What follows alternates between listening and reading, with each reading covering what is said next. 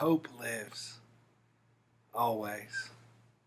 I've spoken before about my time living in a monastery.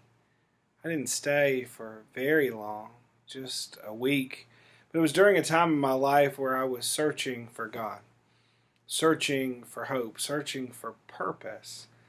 And I decided to spend a week among a group of Trappist monks at a monastery in Georgia. While I was there, it was almost Christmas time, and I found myself trying to stay out of the cold by sitting in their church and just praying. Everybody there lived in silence and in solitude, and everybody there lived by the work of their own hands, all of these brothers. And as I was just sitting in the corner in the warmth of this stone chapel, one of the brothers came up to me. And it was interesting to hear them speak because they very rarely spoke.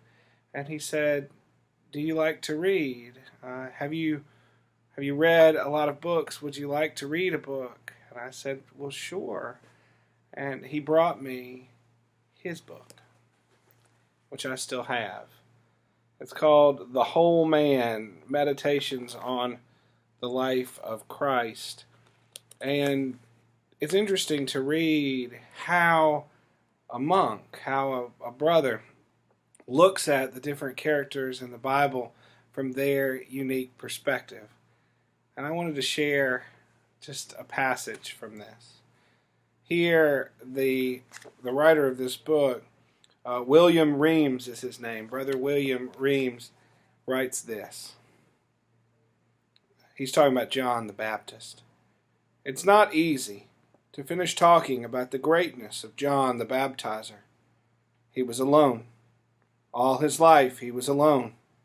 His greatness condemned him to a unique solitude, but that very greatness kept him from wallowing in loneliness." Think about the perspective of the person who wrote those words, who's looking at John the Baptist. John the Baptist was this man who lived in the wilderness, who ate locusts and wild honey, and his whole job was to commune with God, to invite people to repent, and to prepare the way for Jesus. And it was very much a lonely life.